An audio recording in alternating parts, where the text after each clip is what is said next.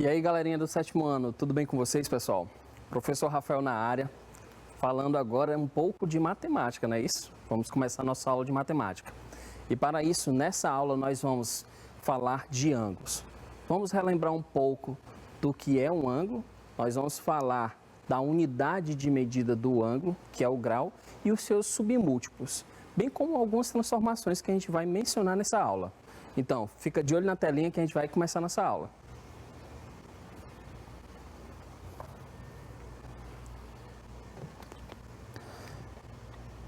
Bem, pessoal, olha só.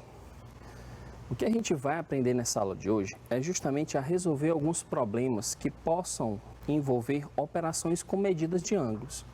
Justamente transformações entre a unidade de medida, que é o grau, e os seus submúltiplos, que no caso é o minuto e o segundo. Mas antes da gente começar, vamos falar um pouquinho da história de como é que a gente começou a definir o que é um ângulo, bem como suas medidas.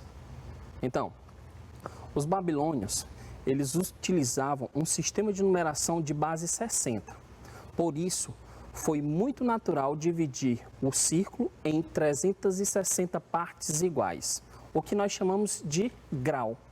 Então, a gente faz uma correspondência entre grau, justamente com essa relação do círculo, da circunferência, né? Então, o grau, por sua vez, ele pode ser dividido em 60 partes novamente iguais, onde a gente vai chamar justamente essa parte de minuto. Então, nós podemos justamente, pessoal, pegar um grau e subdividir ele em 60 partes, onde cada parte dessa representa 1 minuto. Olha só. Assim, o grau é a invenção dos babilônios, que entram para a história das ciências, deixando-nos essa contribuição que utilizamos até hoje. Então, quem são os submúltiplos do grau? Os submúltiplos do grau, pessoal, é justamente os minutos e os segundos, onde a gente sabe que 1 grau corresponde a 60 minutos. Você observa aí, ó, 1 grau, como é que a gente representa de forma algébrica o 1 e esse símbolo aqui, que é a representação do grau, que é igual ao que? 60, e esse traço que é a representação do minuto. Bem como 1 minuto é transformado em quanto? Em 60 segundos. Então, aqui você tem a representação algébrica de 1 minuto, que corresponde ao que? 60 segundos. Onde a representação desses 2 tracinhos aqui é para simbolizar que isso aqui é 60 segundos. Então, vamos começar a pensar aqui a respeito de tudo que a gente está vendo até o momento. Então, assim, o que você consegue observar é que quando a gente consegue dividir 1 grau em 60 partes, nós temos 1 minuto, certo? Então, e quando subdividimos o minuto em 60 partes, nós obtemos o quê? 1 segundo. Então, olha só. Resumindo, para deixar bem mais simples para vocês, nós temos, novamente, 1 grau que tem 60 minutos, tá aí a sua correspondência, 1 minuto que tem 60 segundos. Só para relembrar, só para refrescar a memória de vocês. Mas, o que eu quero é o seguinte: quantos segundos tem 1 grau? Eu quero que vocês pensem agora. Vou dar 2 minutinhos para vocês pensarem, responderem aí no caderno de vocês e a gente vir discutir a respeito disso. Quantos segundos tem 1 grau? Então vamos lá.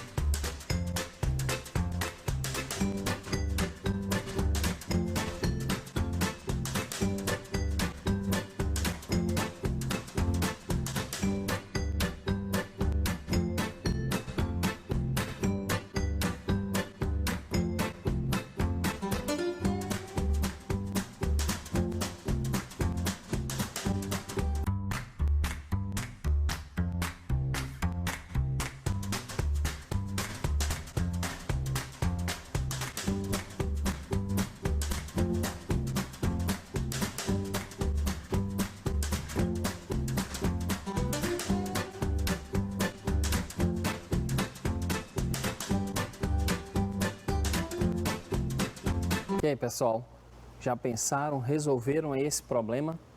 Então vamos lá, vamos pensar aqui direitinho. Olha só, o que a gente tem que fazer é justamente o seguinte: eu tenho que transformar grau para minuto e minuto para segundo. Então, o que é que eu vou fazer? Eu vou fazer justamente o seguinte, gente. Vou pegar um grau, vou transformar um grau em minutos e logo após eu vou transformar essa quantidade de graus que está transformada em minutos para a transformação em segundos. E assim eu vou saber qual é a correspondência de 1 grau em segundos. Então, olha só. 1 grau,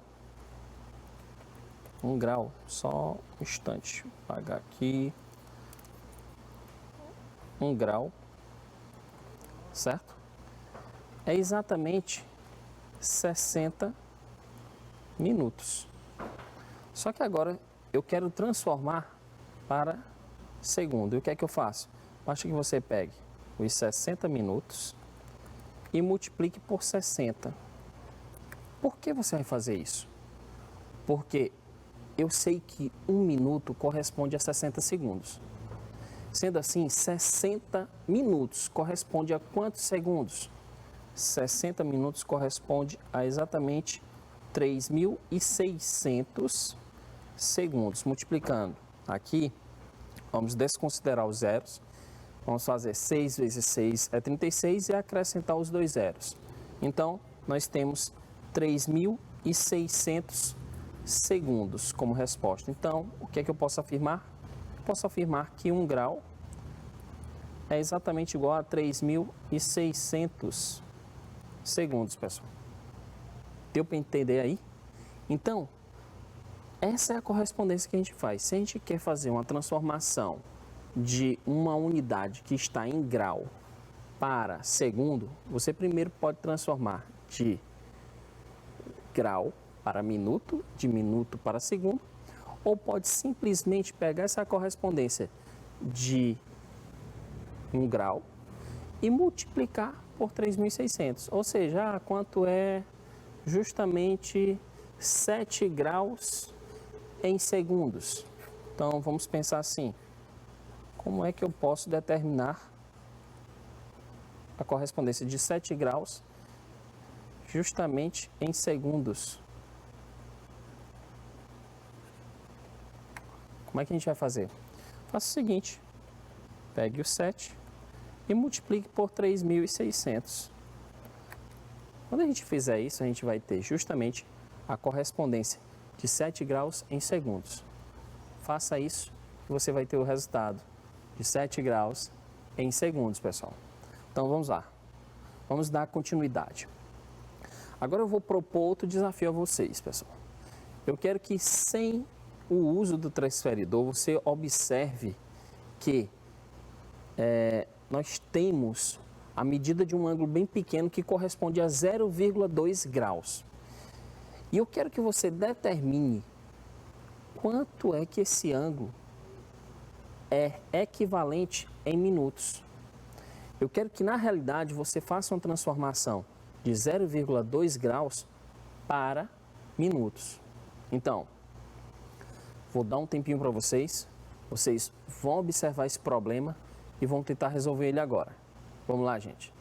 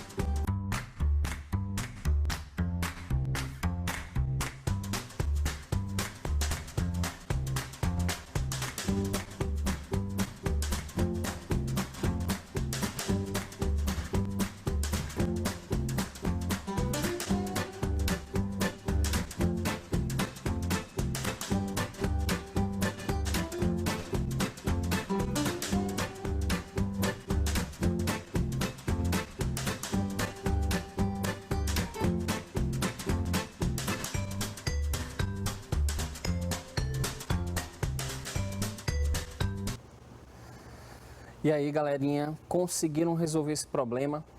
Vamos lá. Olha só. Ao usar o transferidor, obtive a medida de um ângulo bem pequeno, que é exatamente correspondente a 0,2 graus.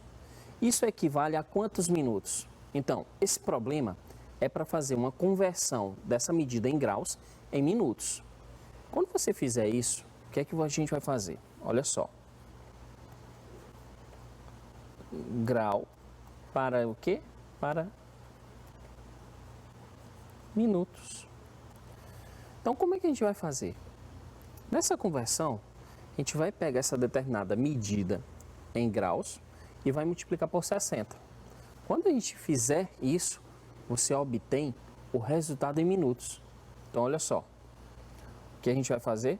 Pegar 0,2 graus e vai transformar em minutos. Por que a gente vai transformar 0,2 graus em minutos? O procedimento é, olha só qual é o procedimento. É você pegar 0,2 e multiplicar por 60.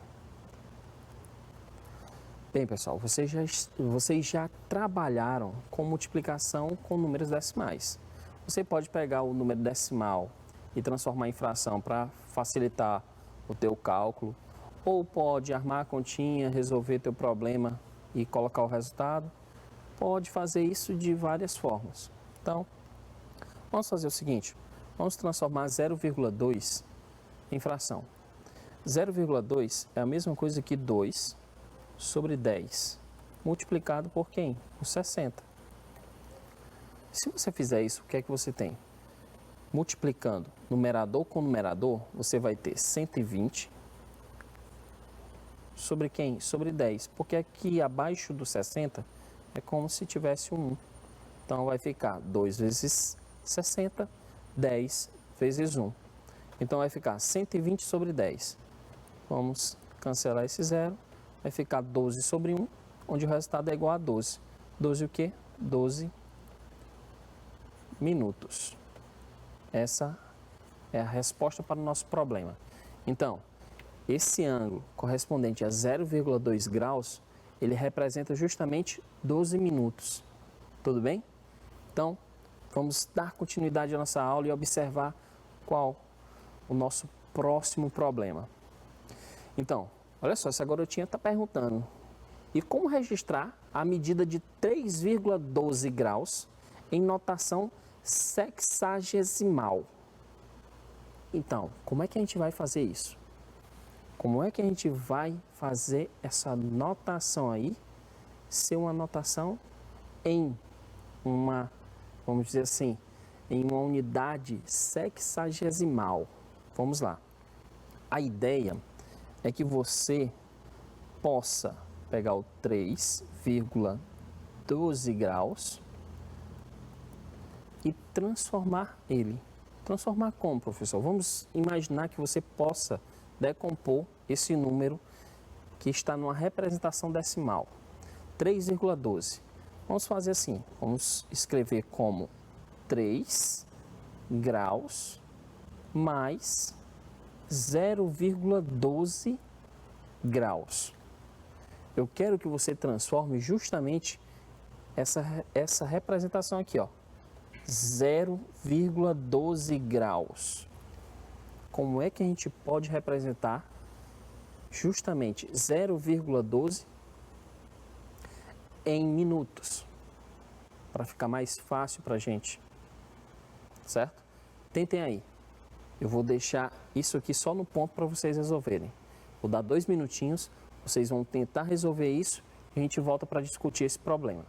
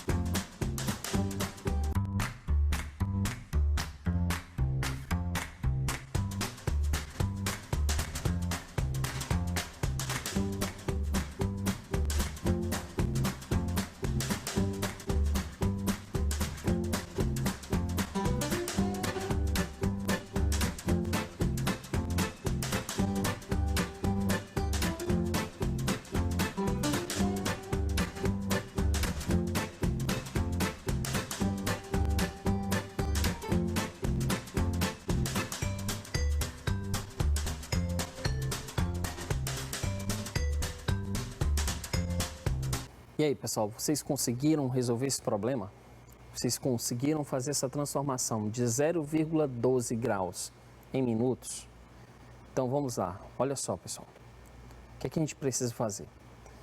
Nós vamos pegar e transformar 0,12 graus em minutos. Vamos fazer isso. Para que eu faça a transformação de uma medida em graus em minutos, o que é que eu preciso fazer? Pego essa medida em graus, 0,12, e faço o quê? Multiplico por 60. Professor, posso fazer aquela transformação dessa medida que está escrita na forma decimal para uma forma fracionária? Pode, tranquilamente. Então, 0,12 é a mesma coisa que 12 sobre 100, multiplicado por 60. Você pode cancelar esse zero com esse, e aí vai ficar com o quê? 12 vezes 6 dividido por 10. 12 vezes 6 dá quanto?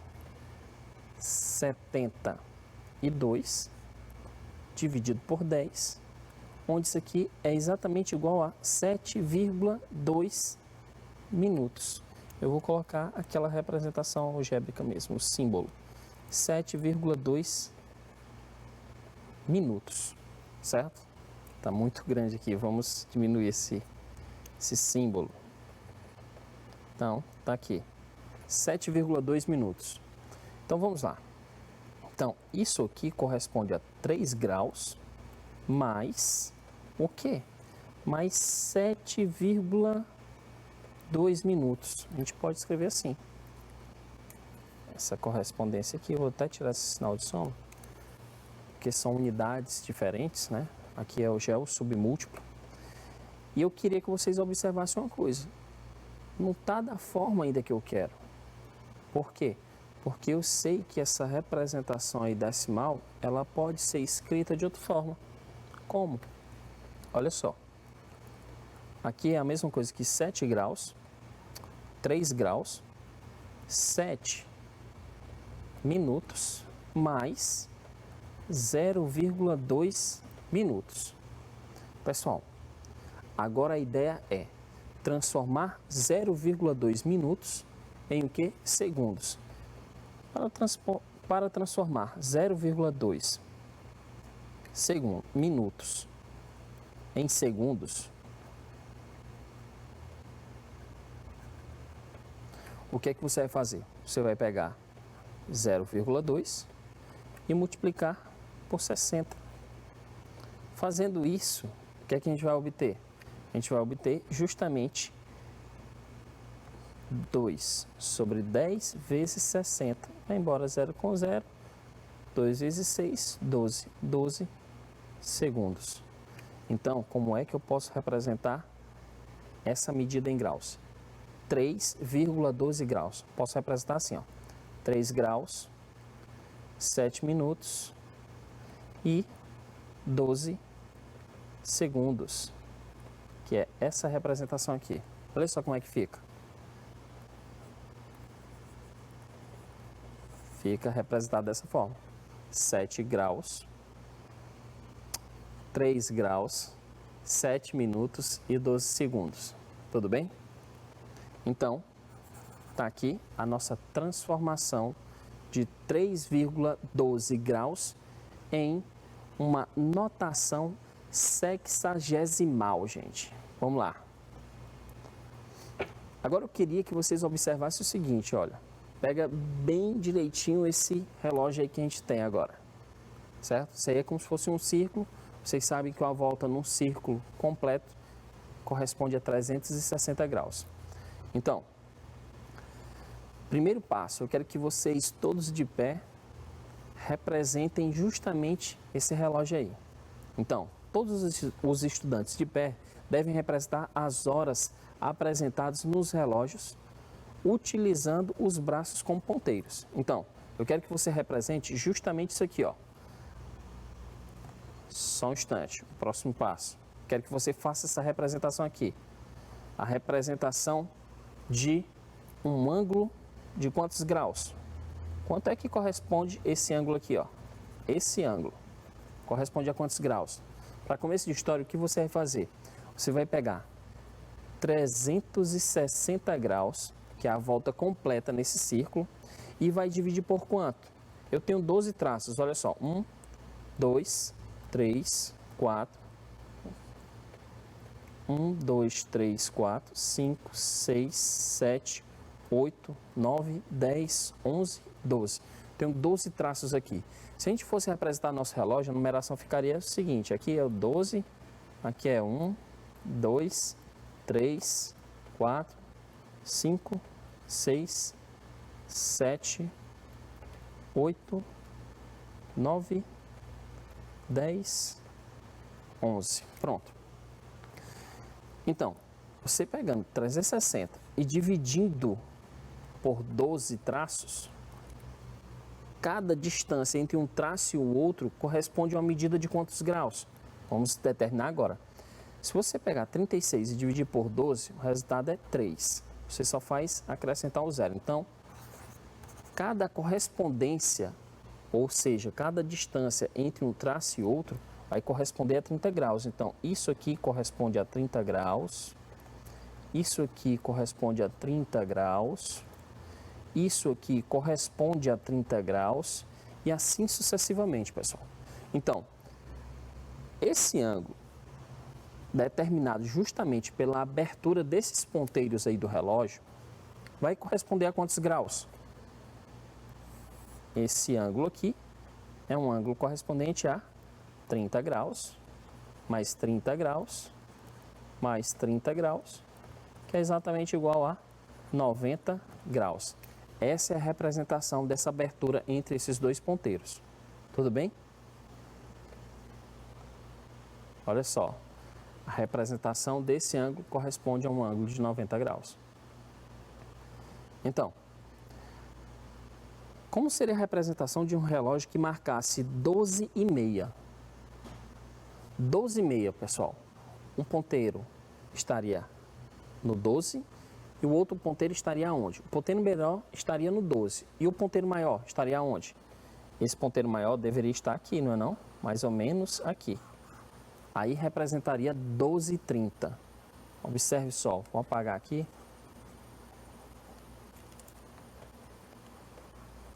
Então, essa representação vai corresponder a um ângulo de quanto?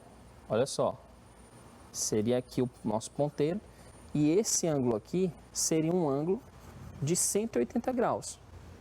E se o relógio estivesse marcando 12 horas e 45 minutos? 12 horas e 45 minutos, gente, vou apagar aqui para a gente observar. 12h45, o ponteiro maior deveria estar aqui, ó. Teria que estar aqui. Então, se o relógio estivesse marcando 12 horas e 45 minutos, qual seria o seu ângulo? Olha só, essa representação seria um ângulo de 270 graus. Por quê, professor? Porque é essa abertura aqui que a gente está considerando. Certo? Então, seria essa abertura aqui. Então, você pega 30, mais 30, mais 30, mais 30, mais 30, mais 30, mais 30, mais 30, mais 30, dá justamente um somatório igual a 270 graus. Agora eu quero que vocês trabalhem um pouco com as transformações justamente da medida em graus para minutos, de uma medida em graus para segundos, de minuto para segundo e vice-versa. Então vamos lá. Eu quero que vocês transformem 3,4 graus em minutos. Transformem 2,8 graus em minutos. 1,6 minutos em segundos e 2,5 minutos em segundos. Vou dar um tempinho para vocês, vocês vão fazer isso aí, logo em seguida a gente volta para discutir isso aí.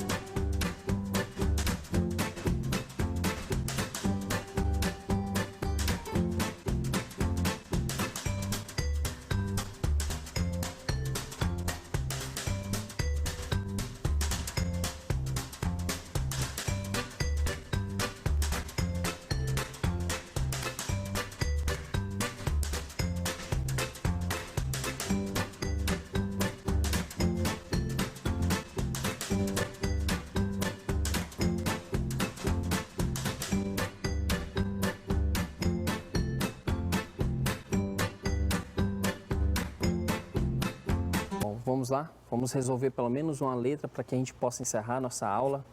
Olha só. Aqui no primeiro item, nós temos que transformar 3,4 graus em minutos. Então, basta que você pegue 3,4 e multiplique por 60. Então, ao você multiplicar 3,4 por 60, você chega ao resultado de 204 minutos, certo? Essa é a resposta para o nosso primeiro item. Vamos fazer o seguinte, eu vou só indicar para vocês o que deve ser feito aqui. Você transforma 2,8 graus em minutos, pegando 2,8 e multiplicando por 60. O resultado você vai encontrar em minutos. Assim como 1,6 minutos em segundos, que você pega o 1,6 e multiplica por 60, bem como o 2,5 minutos, que você vai transformar para segundos, e aí você deve pegar 2,5 e multiplicar por 60. Assim você vai encontrar o resultado dessa transformação em minutos, de minutos para segundos. A gente encerra nossa aula por aqui, pessoal. Espero que vocês tenham aprendido tudo a respeito dessas transformações e dessa resolução de problemas que envolve essas medidas em grau, minuto e segundo. Nós ficamos por aqui e até a próxima, pessoal.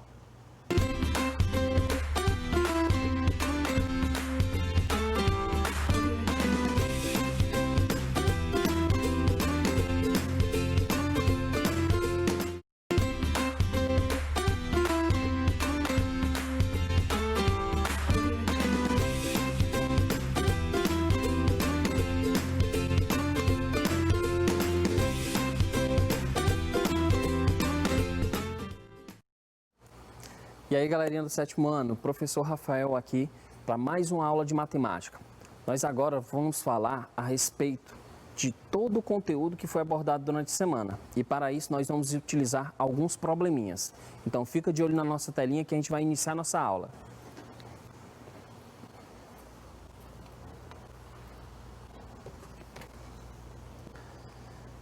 Bem, pessoal, olha só.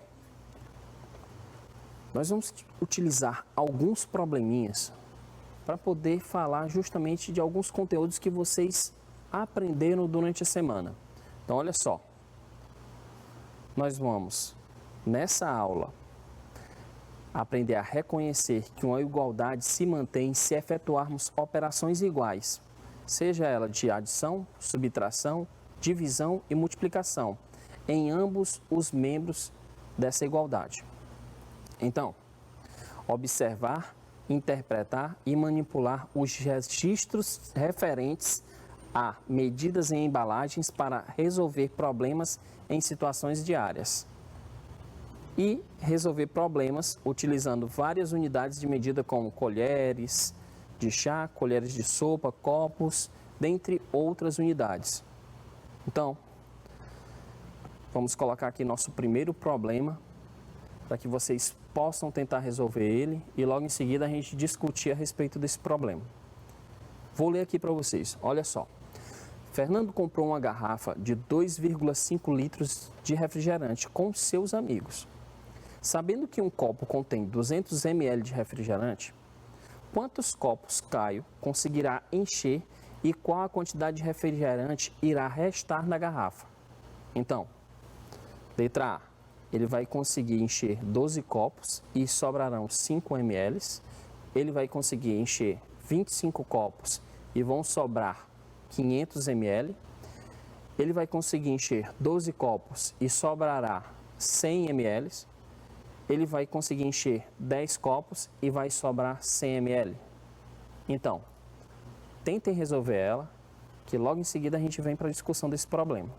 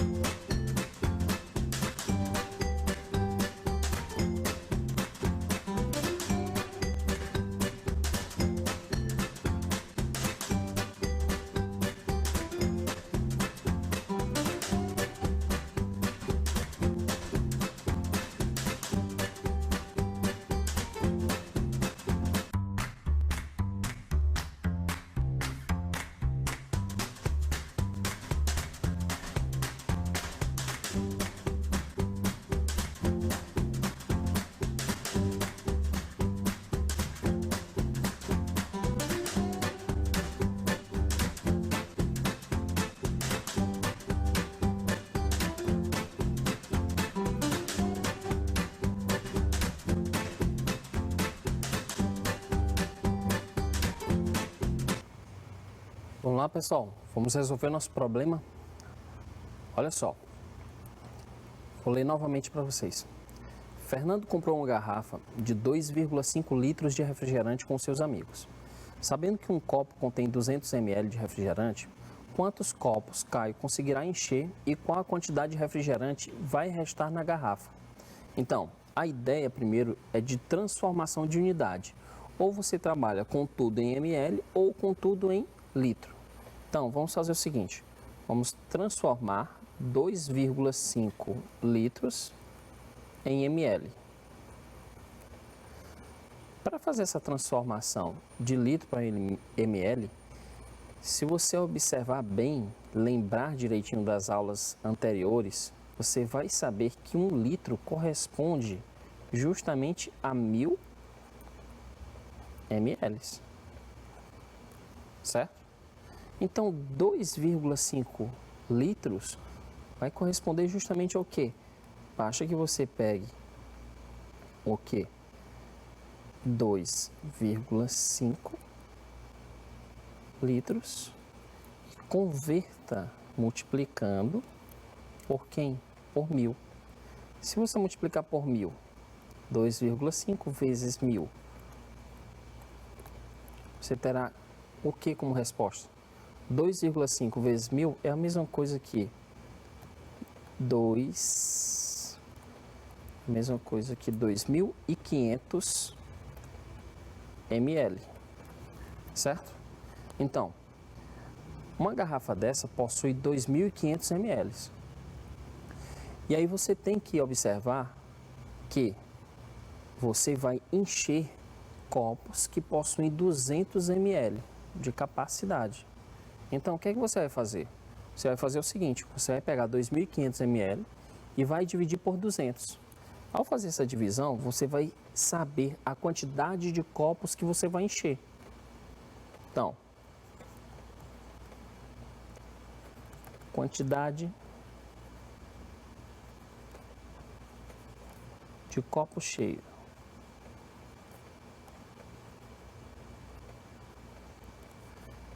Você vai pegar 2.500 ml, dividir por 200. Ao fazer essa divisão, você cancela esse 0 com 0, 0 com 0, fica 25 dividido por 2.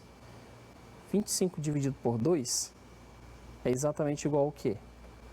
É exatamente igual a 25 por 2, 12,5. Então, na realidade, você vai encher 12 copos e vai sobrar o quê? 0,5, certo? Então, vou ter 12 copos cheios e vai sobrar o quê? 0,5 ml. Então, isso aqui é a sobra, certo? Então, só para ajustar aqui, corrigir aqui. Então, vai ficar 2.500 ml dividido por 200, a resposta é o quê? 12,5. Então, eu vou ter o quê? 12 copos cheios e metade de um cheio. Então, como é que vai ficar essa metade? Metade de um copo corresponde a quantos ml? Corresponde a 100 ml. Então, resposta correta, letra C de casa, certo? Então, eu vou ter 12 copos cheios e metade de um.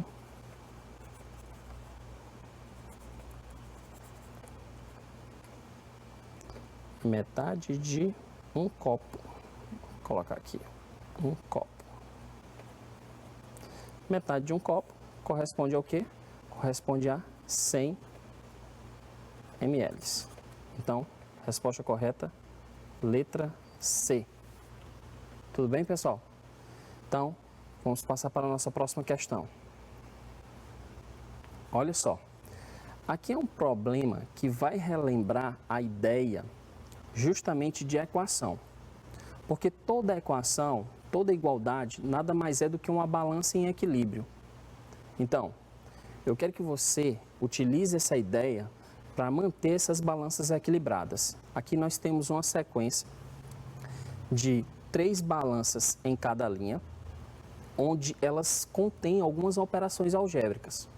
Você consegue observar aqui na primeira balança, da primeira linha, que 6 mais 6 é exatamente igual, imagine que o centro aqui, ó, é o símbolo de igualdade. Então, 6 mais 6 é igual a 12.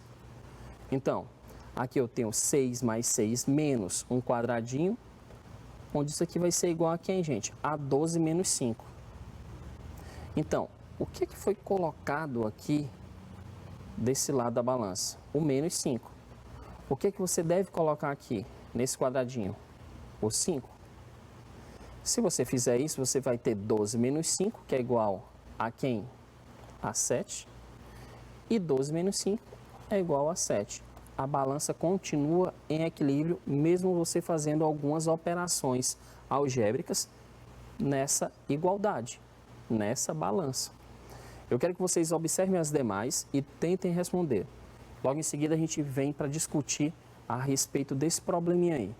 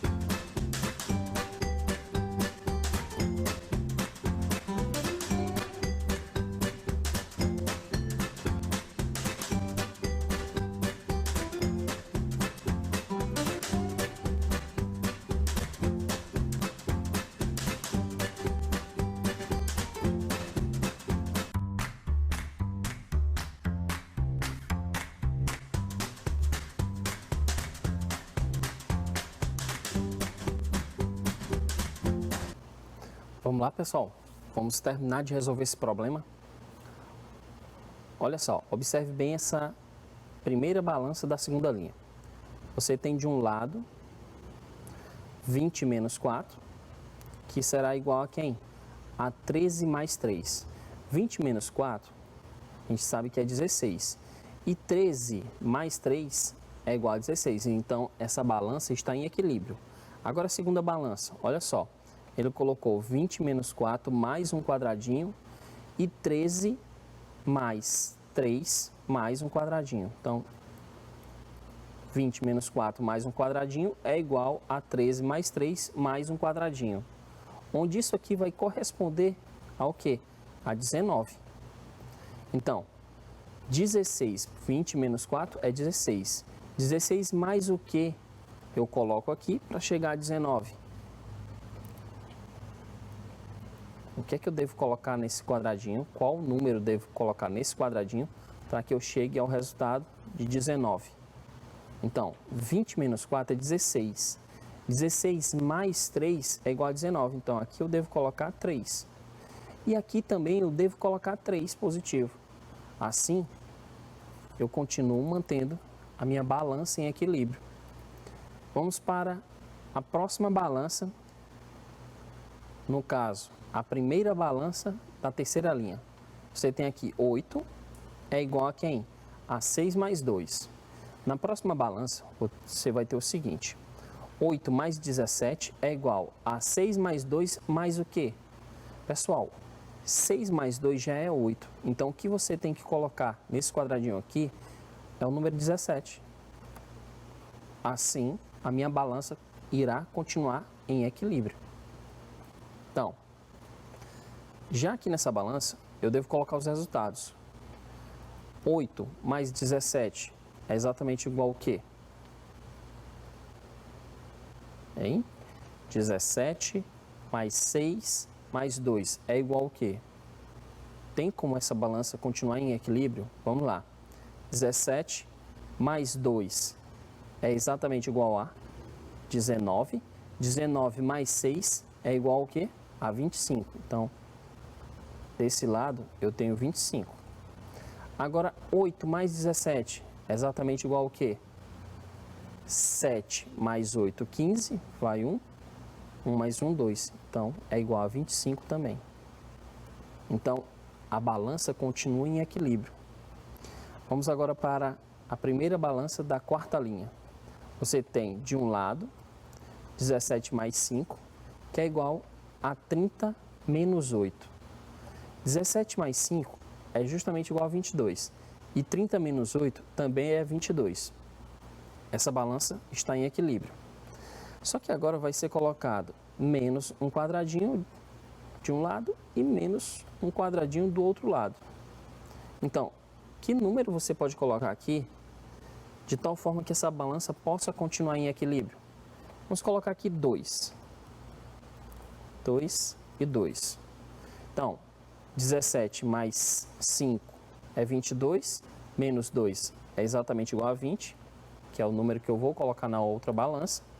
E 30 menos 8 é 22, menos 2 é 20. O que faz com que a balança continue em equilíbrio. Então, essa ideia aqui de manipular algumas operações algébricas nessas balanças é justamente para a gente relacionar com a ideia de uma equação, certo? Uma igualdade entre dois membros, onde a gente vai ter sempre que manter essa igualdade em equilíbrio. Vamos para o nosso próximo problema, pessoal. Nosso próximo problema diz o seguinte: Carla mediu o comprimento da mesa da cozinha de sua casa para comprar uma toalha. Como ela não tinha um instrumento de medida adequado, ela usou uma medida aproximada com o comprimento, que no caso era o palmo da sua mão. Então, observe abaixo o procedimento que ela usou para medir a mesa. Então, um palmo dela, gente, mede exatamente 22 centímetros. Então, qual é a medida aproximada do comprimento dessa mesa que Carla acabou de medir? 44 centímetros, 88 centímetros, 110 centímetros ou 132 centímetros. Vou dar 2 minutinhos para vocês resolverem esse problema, logo em seguida a gente vem para discutir ele aqui.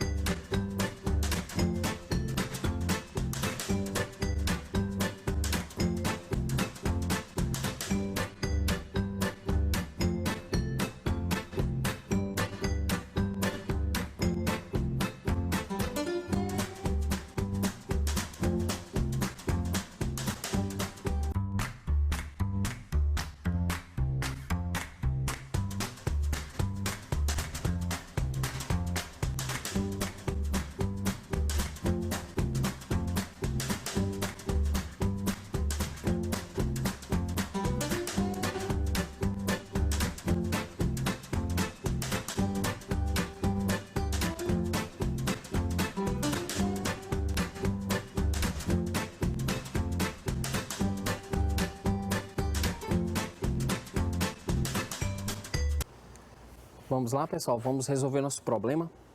Olha só, nesse problema dizia que Carla, ela tinha que comprar uma toalha para a mesa, mas ela não tinha nenhum instrumento para poder medir a mesa. Então ela utilizou o palmo da mão dela. O palmo da mão dela corresponde justamente a 22 centímetros. Então, um palmo da sua mão tem a medida de 22 centímetros. Ela foi lá, mediu a mesa, como você consegue observar aqui, correspondeu justamente a 1, 2, 3, 4, 5, 6 palmos. Então, como é que a gente vai fazer para determinar a medida dessa mesa? Nós vamos pegar, fazer o produto entre quem? Determinar o produto entre quem? Entre 22 vezes 6.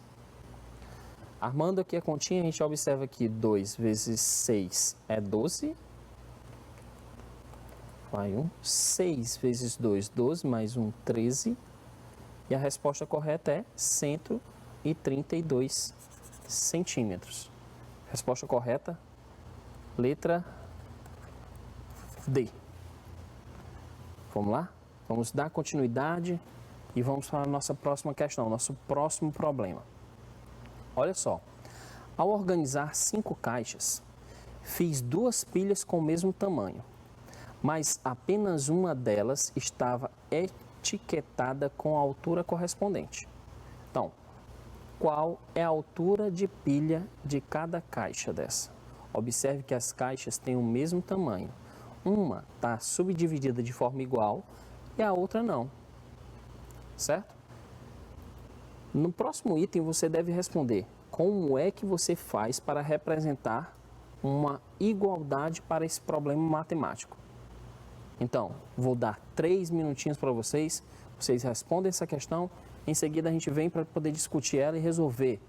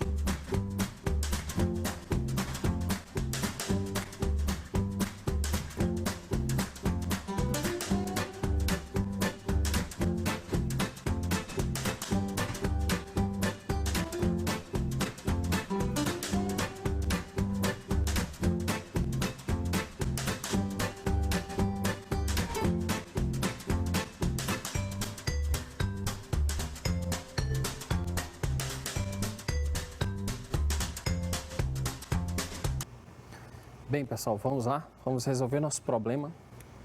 Eu queria que vocês observassem bem que as 2 caixas, as 2 pilhas de caixas, possuem o mesmo tamanho. Eu quero fazer uma seguinte observação.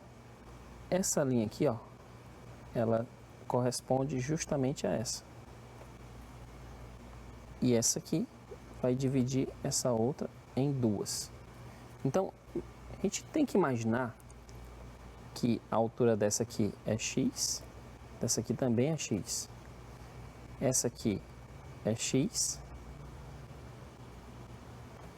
essa aqui é x e essa aqui também é x.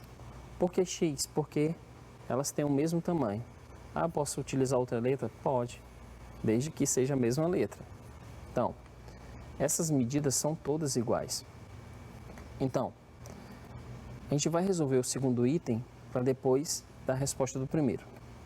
Então, a gente imagina o seguinte, que x mais x mais x é exatamente igual ao que, gente?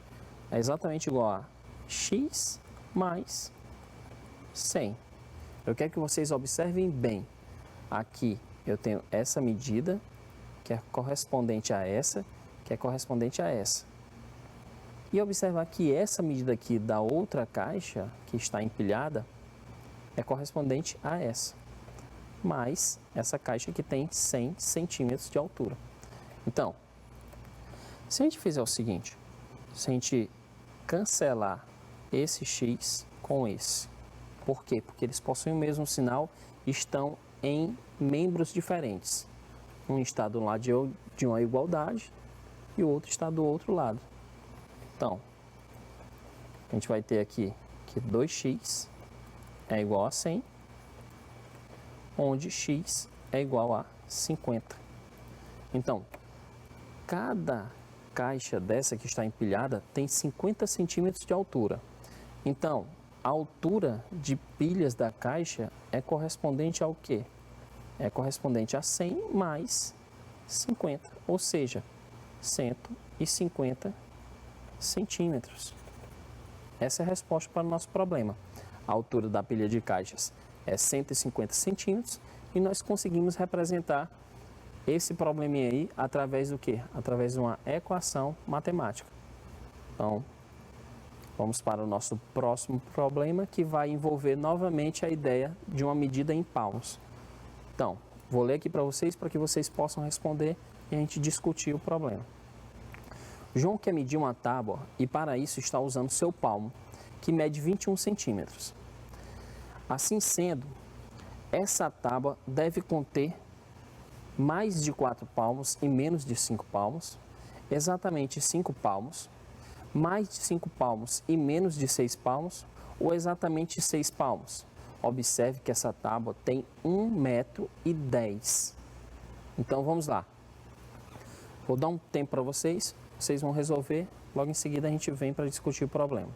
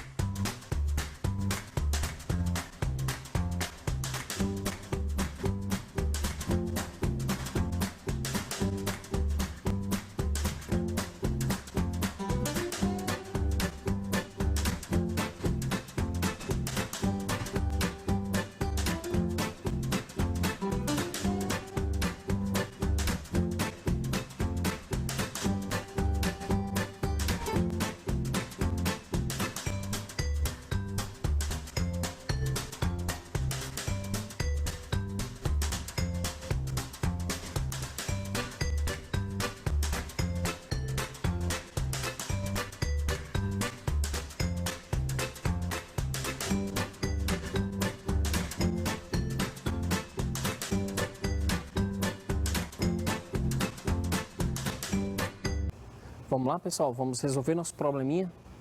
Olha só, essa tábua aqui, ela corresponde a 1,10 m. Onde eu vou transformar 1,10 m em centímetros. Essa transformação corresponde a 110 centímetros. E agora o que é que você vai fazer? Você vai pegar 110 e dividir por 21 para observar quantas vezes o palmo vai caber nessa mesa. Então, pegue 110 e divida por 21. Então, 110 dividido por 21, você observa que 11 não pode ser dividido por 21, você vai pegar o valor de 110 mesmo. Então, procure um número que multiplicado por 21 seja igual a 110. Imagine 21 vezes 3. Dá 63. 21 vezes 4 dá 84. 21 vezes 5 dá 105. Então, por 5, 21 vezes 5, 105.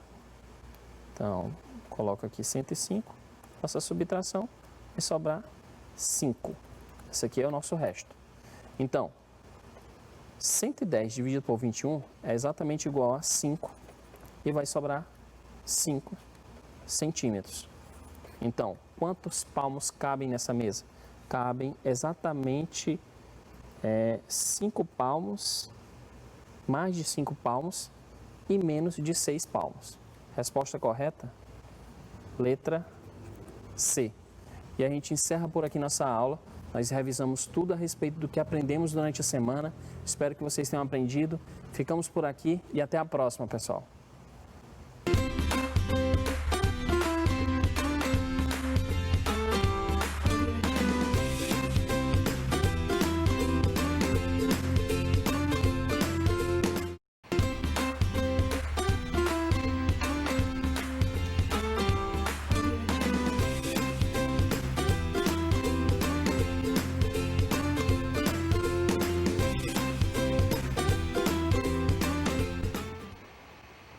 Olá, turminha do 7º ano, como é que vocês estão? Todo mundo bem, espero. Professora Milena de Língua Portuguesa. Enfim, chegou aqui a sexta-feira e sexta-feira é dia de revisão semanal. Dia que você vai reaprender tudo que você viu aí durante toda essa semana. Na aula de hoje, a gente vai utilizar um texto lá do nosso livro didático. Então, se você tiver o livro na sua casa, já vai colocando perto, certo? Sem mais delongas, organiza seu cantinho de estudo, caderno, lápis, caneta para fazer anotações, certo? Vamos ver o que a gente vai aprender aqui na nossa aula de hoje, na nossa revisão semanal. Olha aqui. Vamos relembrar o que foi que nós vimos durante a semana, quais foram as habilidades que nós estudamos no decorrer de toda essa semana. Nessa semana vimos aqui o gênero carta aberta. Tá relembrando, né? Na semana passada a gente estudou o gênero abaixo-assinado e nessa semana nós vimos as características, lemos vários textos desse gênero, a carta aberta, que tenha mais ou menos a mesma estrutura ali da carta fechada. O que vai mudar é o foco aqui, certo? O que foi mais que a gente viu? Nós aprendemos nessa habilidade aqui também. Aprendemos a distinguir em um texto jornalístico, né, ali dentro da carta aberta, o fato de uma opinião. Você viu que fato e opinião são coisas diferentes. O que mais que nós vimos? Aprendemos também a identificar a função das conjunções dentro de um texto. Semana passada, nós vimos as preposições, correto? Nessa semana aqui, nós vimos um pouquinho sobre as conjunções, como é que elas interligam as ideias ali dentro de um texto, o seu valor semântico. Vimos tudo isso e vamos relembrar aqui na sexta-feira, trazendo várias questões para a gente testar nosso conhecimento durante essa semana, tá bom? Vamos ver aqui, vamos para frente. Para a gente responder as questões de hoje, vamos relembrar esse texto aqui, Carta Aberta a um Jovem Estudante. Se você quiser acompanhar a leitura aí da sua casa, você pode pegar seu livro didático. Esse texto está presente lá na página 272, tá bom? A gente não vai ler ele todo, vai ler um fragmento para a gente poder trabalhar as questões de hoje, certo? Olha aqui. Você percebeu que logo no início tem aí, querido estudante, bem na estrutura mesmo de uma carta fechada. Eu vou ler aqui com vocês e vocês vão acompanhando com bastante atenção, que é para depois a gente conseguir responder as questões sem delongas. Vamos lá iniciar? Tem assim. Querido estudante, não sei qual foi o motivo que te levou a ter curiosidade em ler esta carta. Talvez tenha sido o título, talvez tenha sido uma recomendação, talvez tenha sido o tédio ou talvez tenha sido o mero acaso. De qualquer forma, confesso que não me interesso particularmente pelo caminho que percorreste até chegar aqui. Importa-me sim o que poderás percorrer depois desta leitura. Acho curioso falar de estudantes e de caminhos no mesmo parágrafo. Curioso, mas ao mesmo tempo inevitável. Afinal, que outra palavra é capaz de descrever estudante melhor do que viajante? Espero que esta carta construa um oásis revitalizante na tua jornada. Devo começar, sem dúvida, por te dar parabéns. Aquilo que estás sujeito diariamente é muitíssimo difícil de suportar. a matéria, os testes, os colegas, o clima à tua volta, o clima dentro de ti.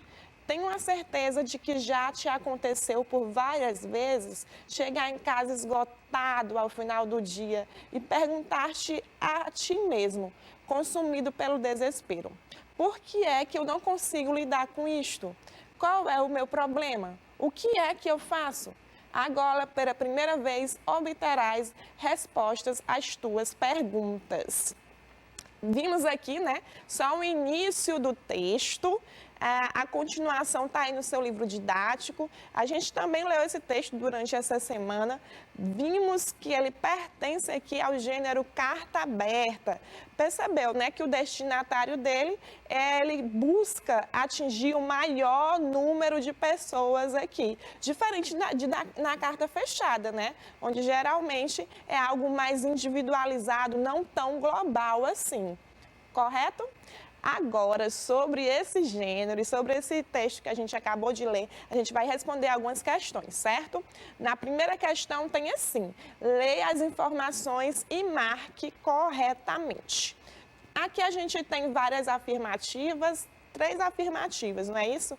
Cada afirmativa dessa, você vai me dizer se ela está correta ou se ela está errada, e depois a gente vai escolher uma alternativa aqui. Correto? Vou ler a primeira com você e você já vai pensando se tem algum erro nessa alternativa. Na primeira tem assim: lê as informações e marque corretamente. Número 1, a carta, né, a carta aberta, possui a função de alertar, de persuadir, de protestar e mobilizar a sociedade sobre assuntos de interesse comum. O que você acha? Que na carta aberta ela tem essa função argumentativa mesmo, assim como no abaixo assinado? Você lembra? Vai pensando aí se está certo, se está errado. Na segunda tem assim: o autor, lá nesse gênero carta aberta, procura defender um ponto de vista e convencer não apenas o destinatário, como também o público que tiver acesso à carta. O que ele está falando aqui? Ele diz que lá no gênero carta aberta tem muito essa função argumentativa de persuadir o leitor com os seus argumentos, correto? E ele fala que ele tem a função de atingir não só aquele destinatário ali específico a quem ele destinou a carta, mas sim qualquer pessoa que lê aquele texto. Como o próprio nome diz, carta aberta. Qualquer pessoa pode ler aquele texto e se convencer daquelas ideias. É isso que ele fala aqui na segunda. Aí você vai pensando se está certo ou se está errado. E na terceira tem aqui: não existem regras para a realização de uma carta aberta, nem maneira adequada e correta de utilizar esse gênero. Ele fala aqui que no gênero carta aberta não existe uma estrutura física e que eu possa fazer de qualquer jeito uma carta aberta. E aí, verdadeiro, falso, o que é que você acha? Aí no final tem aqui: sobre o gênero textual carta aberta, quais informações são verdadeiras? 1, 2 e 3, qual é o que você acha aí que é verdadeiro, o que é falso? Pensou direitinho? Vamos ver aqui comigo a resposta. Olha aqui. A primeira e a segunda estão corretinhas, é isso mesmo. A única errada aqui é a terceira. Por que a terceira está errada? Ele fala que o gênero carta aberta não precisa de nenhuma estrutura e que eu posso escrever de qualquer maneira uma carta aberta, sem argumentos, sem uma estrutura fixa. E isso a gente viu que não é verdade. Então, a única correta aqui é a número 1 e a número 2, que dá para a gente marcar a letra B de bola. E aí, você acertou, você errou, tá fácil, tá difícil? Vamos para frente para a gente poder responder mais questões. Olha aqui. Antes da gente responder mais outra questão, vamos relembrar um pouquinho da diferença entre fato e opinião. Nós vimos aí no decorrer dessa semana que o fato, ele é o quê? O fato são aquelas informações que elas precisam ser comprovadas com base em evidências objetivas. Então, eu não questiono um fato. Um fato, ele existe, não tem como ser questionado. Por exemplo, a Terra é redonda. A Terra é redonda, é um fato, é indiscutível. Não posso questionar isso. Certo? Tem gente querendo questionar, mas não existe. Aqui é a opinião. O que é uma opinião? Geralmente eu tenho um fato e em cima desse fato eu vou colocar as minhas opiniões. Ou seja, elas são individuais, são minhas opiniões. O que tem aqui? Ela possui caráter pessoal, é isso aí. Caráter pessoal, caráter individual. Podendo ser refutada ou questionada. Se ela não é objetiva, se ela não é precisa, ela pode muito bem ser questionada. Eu tenho uma opinião, você vai ter outra sobre um determinado fato, a minha opinião pode ser questionada pela sua, não é isso? É uma maneira de ver um fato. Como eu disse, eu tenho um fato ali, esse fato ele não pode ser questionado, porque ele vem através de evidências objetivas, mas dentro desse fato eu posso exprimir várias opiniões. Quer um exemplo? Vamos aqui ver um exemplo. Por exemplo, é fato que os astronautas foram até a Lua. Isso é um fato, é indiscutível, o homem já chegou até a Lua, fato. Mas agora, o que seria uma opinião sobre esse mesmo campo aqui? Eu acredito que alienígenas existam. Eu posso comprovar que existem alienígenas aqui em outros planetas? Não, eu não posso comprovar isso. Se eu não posso comprovar, não é um fato, é a minha opinião. Eu acredito nisso, você pode acreditar que não. Ok? Aqui a diferença entre fato e opinião, e elas estão sempre presentes dentro de um texto. No gênero carta aberta, por exemplo, eu trago um fato que está acontecendo aqui na sociedade, e em cima desse fato eu vou colocar as minhas opiniões, meus argumentos, para tentar persuadir o leitor sobre a minha opinião. Correto? Agora a gente vai responder uma questão também sobre fato e opinião, para eu perceber se você entendeu bem essa diferença. O enunciado está aqui. A carta aberta é um gênero, ambas que possuem a qualidade argumentativa sobre um assunto específico. Verdade, é um gênero argumentativo, né? Vai relatar suas opiniões sobre um assunto específico, estimulando o leitor a concordar com suas opiniões. No trecho abaixo, podemos afirmar que a questão ela está baseada nesse trecho aqui, que nós vamos ler agora. Dentro desse trecho, existe um fato e existe uma opinião relativa a esse fato. Eu quero que quando eu estiver fazendo a leitura desse trecho, você já vá pensando o que é fato e o que é opinião, tá bom? Vou ler e eu quero que você fique pensando nisso. Tem assim, é um trecho tirado lá do texto que está lá no seu livro didático. Ela fala: por vezes não consegues lidar com esta vida de estudante, por um motivo simples e que te é completamente alheio. Tu não és apenas um estudante, és um jovem. Isto é um problema? Não, pelo contrário, é uma fase lindíssima e inesquecível na tua vida. O único problema é que há muitas coisas no nosso sistema de educação que se esquecem deste pequeno detalhe. Ela fala aí, você é um jovem e ela continua dizendo que essa fase da nossa vida é lindíssima e inesquecível. Já deu para perceber o que é fato e o que é opinião aí? Não vou falar agora, vamos analisar aqui as alternativas. Na letra A tem assim: todas as informações contidas são classificadas como fatos concretos. Opa, você acha que tudo que está aqui é um fato? Não, né? Ela diz a opinião dela. Tudo bem, você é estudante, você é jovem. E essa fase, ela é lindíssima e inesquecível. Quando ela utiliza esses adjetivos, essa é a opinião dela. Você já pode pensar que essa fase já não é tão linda assim, ok? Então, nem tudo aqui é um fato concreto. a gente também tem a opinião dela dentro desse texto. Na letra B tem aqui, o texto é destinado a um público específico, os jovens. Fato destacado pela autora. Em seguida, ela expõe suas opiniões sobre esse fato, destacando essa fase da vida como algo positivo. E aí, você acha que essa alternativa está correta, está errada? Por enquanto, ela é a que parece mais correta, né? Ele fala que o texto é destinado para um público específico, os jovens, e ela continua falando que essa fase é algo positivo, argumentando em cima desse fato. Isso. Vamos deixar a letra B aqui guardada, porque ela parece que está correta. Mas vamos analisar as outras para a gente ter certeza. Na letra C tem assim. A autora destaca que a fase jovem é algo lindíssimo e inesquecível. Essa opinião não pode ser questionada. Opa, olha o que a letra C está falando aqui. Que essa opinião não pode ser questionada. E o que não pode ser questionado são os fatos. Opiniões, elas são o tempo inteiro refutadas. Eu tenho uma opinião, você refuta com a sua opinião. Então, letra C aqui está errada.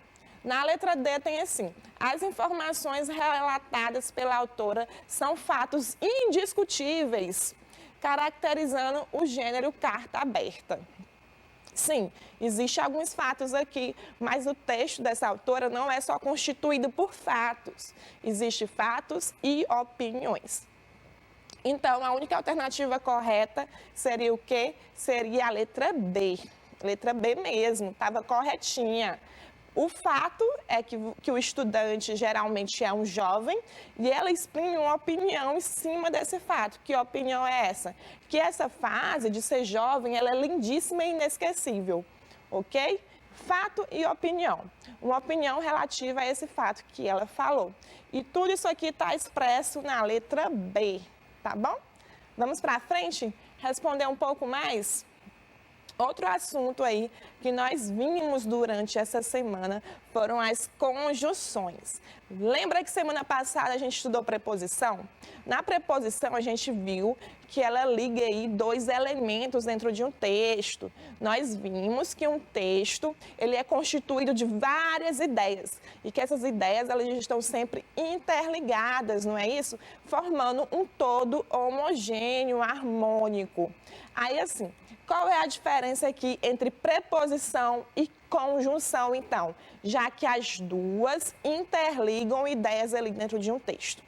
A preposição, ela interliga dois elementos, geralmente duas palavrinhas ali. É algo mais micro. Quando eu falo em conjunção, ela também são palavras invariáveis, assim como na preposição, só que ela serve para ligar orações inteiras dentro de um texto, frases inteiras, estabelecendo também, assim como na preposição, uma relação de sentido. Então, quando eu falo aqui em conjunção, é algo maior. Ela interliga elementos maiores, ela interliga o quê? Orações.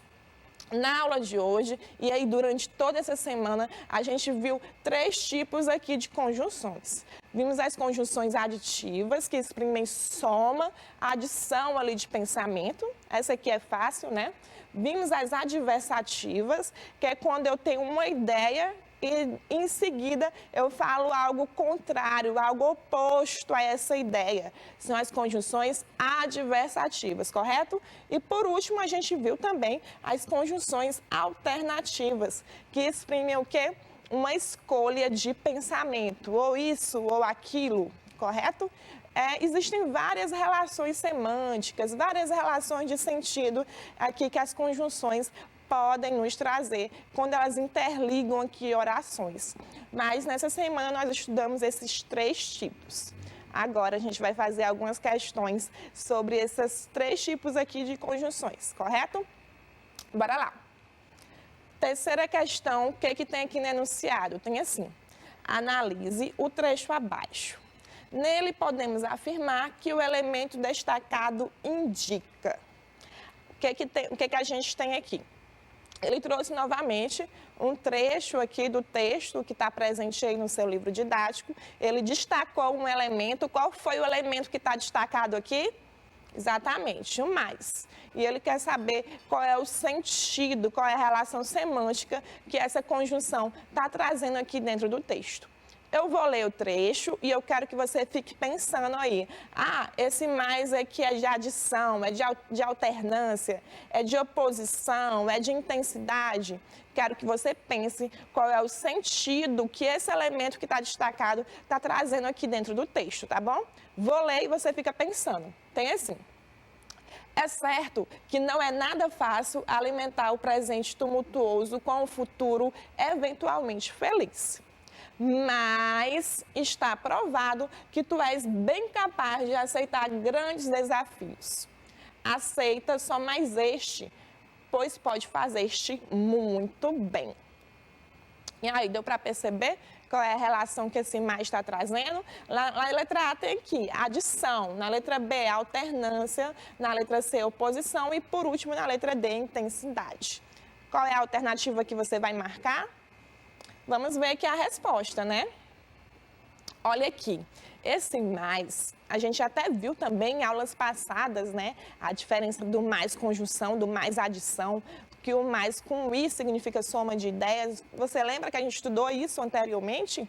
Esse mais aqui no texto, ele está trazendo o quê? Oposição de ideias. Repare no que está destacado. Tem assim, não é nada fácil alimentar o presente tumultuoso com o futuro eventualmente feliz. Se não é nada fácil, espera-se que você não seja capaz de aceitar esses desafios, é a lógica. Mas você percebeu que existe uma quebra? Apesar de não ser nada fácil, ela continua falando, você é capaz de aceitar grandes desafios. Existe uma quebra de expectativa, existe uma oposição de ideias. Tanto é que você pode substituir esse mais por conjunções equivalentes. Eu poderia colocar no entanto, veja como dá certo. Não é nada fácil alimentar o presente tumultuoso com o futuro eventualmente feliz. No entanto, está provado, percebeu? Eu posso trocar esse mais aí por outras conjunções de valor equivalente. Poderia colocar no entanto, porém, todavia, mas, ok? Estabelecendo essa relação aqui de oposição de ideias. A alternativa correta seria a letra C. Vamos para frente responder mais questões? Também sobre conjunções. Aqui na quarta questão, vamos ler aqui o enunciado comigo. Tem assim, analise o trecho retirado do texto Carta Aberta a um Jovem Estudante e justifique a afirmativa abaixo. O que é que essa questão está querendo aqui de você? Ela traz uma afirmativa, não é isso? E ela quer saber se essa afirmativa está certa ou está errada. Você vai me dizer. A afirmativa, ela vai ser sobre os elementos que estão destacados no trecho. Quais são os elementos que estão destacados aí em amarelo? A conjunção e. Duas conjunções e em contextos diferentes. Vou ler com você o trecho, certo? Acompanha comigo. Tem assim. O que é que fazes? Como é que superas toda esta realidade afinal?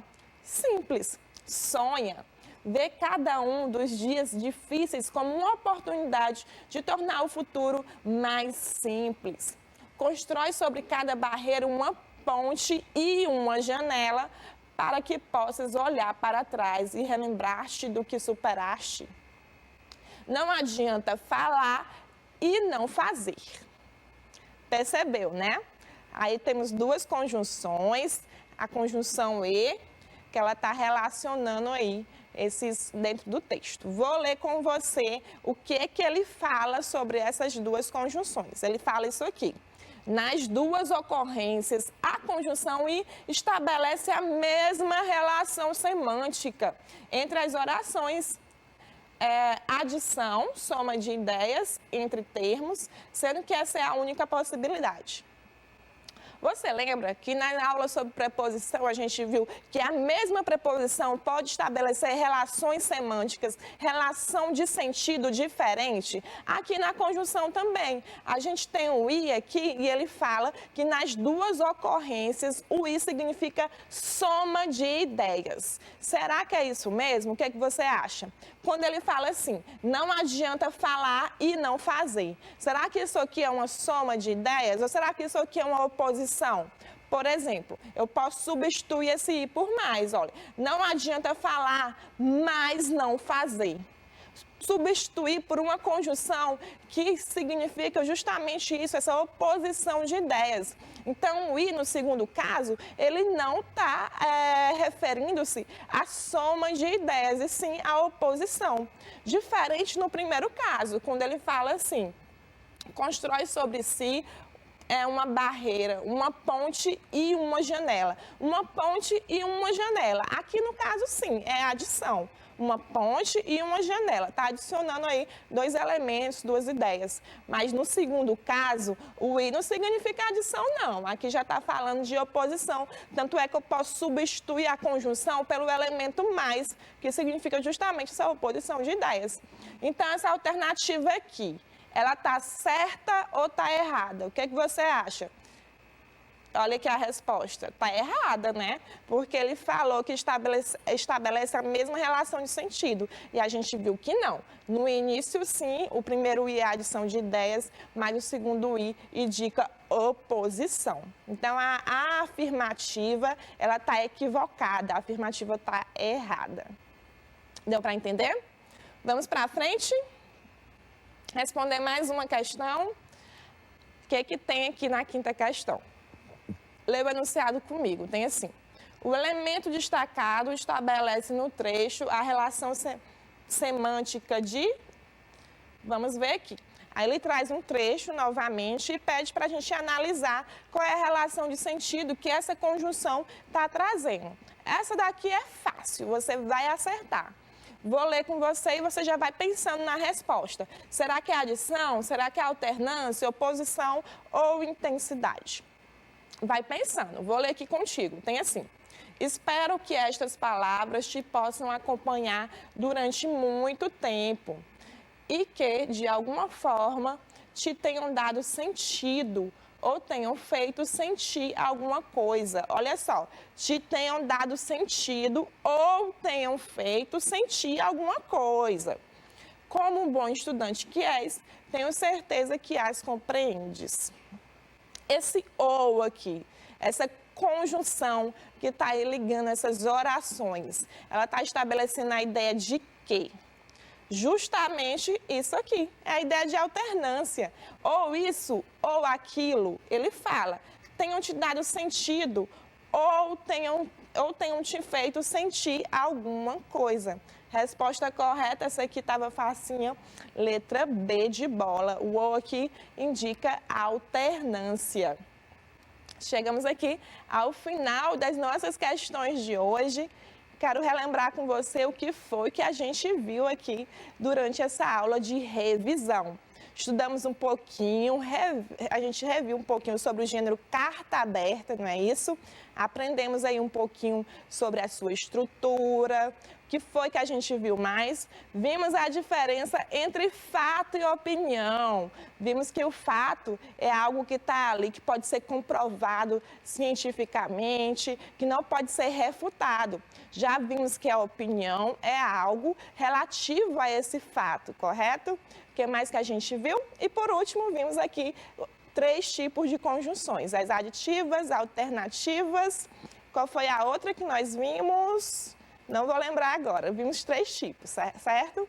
Agora, quero que você chegue em casa, já está todo mundo em casa, que revise tudo isso que a gente viu hoje, converse com seu professor, mostre para ele suas dúvidas, seja pelo grupo do WhatsApp, seja pela plataforma MOB, certo? Bons estudos, até a próxima aula.